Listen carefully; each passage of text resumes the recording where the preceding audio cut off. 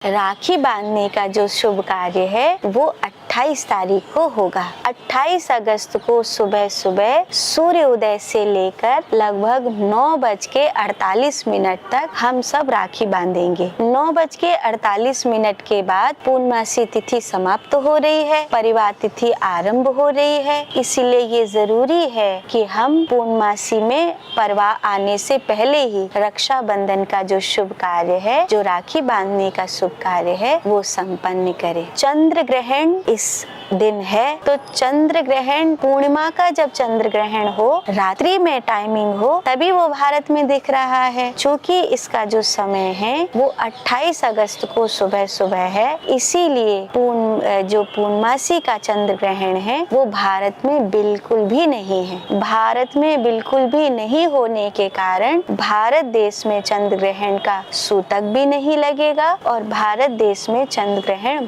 मान्य भी नहीं होगा। एक और बात, जब हम रक्षाबंधन का त्योहार मनाएं तो ऐसे तो राखी बांधने के लिए सुबह सूर्योदय का समय, दोपहर का समय और सांझ को प्रदोष काल का समय मान्य होता है। पर अभी चूंकि सुबह सुबह 9:48 के बाद पूर्णमासी है ही नहीं, तो कोशिश करिएगा कि सुबह ही राखी बांधी जाए। बाकी चूंकि उदया तिथि में पूर्णमासी है और आपकी कोई मजबूरी हो कि आप सुबह सुबह अपने भाई को राखी नहीं बांध सकती हैं, तो दोपहर में और प्रदोष काल में भी राखी बांध सकती हैं, बशर्ते दोपहर का राहु काल बचा दीजिएगा। अभी क्या हो गया है कि हम लोग ऐसी दुनिया की चकाचौंध में आ गए हैं कि चाइनीज राखी हमने ली, एक से एक एंटीक राखी ली, एक से एक सुंदर राखी ली और वो प्लास्टिक की राखी बांध करके हम समझते हैं कि हमने रक्षाबंधन का त्योहार मना लिया। रक्षाबंधन एक सूत्र बनता है जिसे रक्षा सूत्र बोलते हैं। कलावा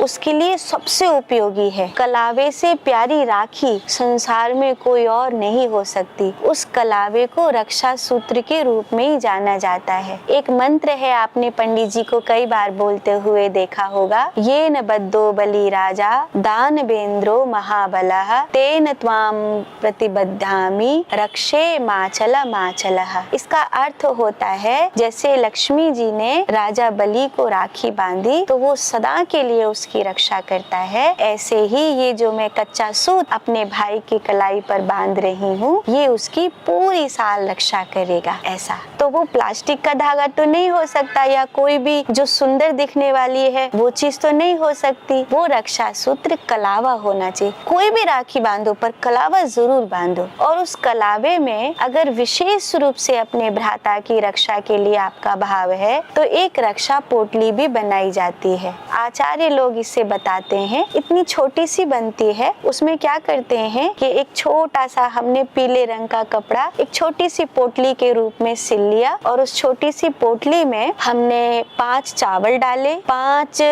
पीली सरसों के दाने डाले और थोड़ी सी दूर्वा, बिल्कुल थोड़ी सी, और साबुत हल्दी की छोटी सी गांठ एकदम, और उसमें 5 केसर के जो दाने होते हैं वो, ये सब डाल के उसको सिल दो। एकदम छोटी सी पोटली बन के उसे कलावे में अच्छे से सिल दो ताकि वो उसमें से छूटे नहीं, और उसे फिर अपने भैया को बांधना। अगर हो सके तो उसकी पहले पूजा कर सकते हैं, जैसे उस पर गंगा जल छिड़को, राम राघव रक्षमाम, कृष्ण केशव कृष्ण केशव पाहि माम, ऐसे मंत्रों को बोलो। जब आप राम जी के मंत्रों को बोल रहे हो कि राम राघव रक्षमाम, तो आप अपने भ्राता के लिए रक्षा का वरदान मांग रही हैं। फिर उस धागे पर गंगा जल छिड़क दो, तिलक लगा दो, ऐसे करके उसकी पूजा भी कर सकते हैं और फिर उसे शुभ समय में अपने भाई की कलाई पर बांधो। निश्चित रूप से आपके भैया की रक्षा इस रक्षा सूत्र से होगी। तो रक्षाबंधन बहुत महत्वपूर्ण है और 2026 का ये रक्षाबंधन और भी महत्वपूर्ण है क्योंकि तिथियां जिस तरह इस रक्षाबंधन में आ रही हैं। और दूसरी बात, चूंकि ग्रहण तो है, कहीं पर भी पड़े, भारत में नहीं पर कहीं पर भी हो, ग्रहण तो है, तो बहुत सावधानी के साथ सुबह सुबह 28 अगस्त को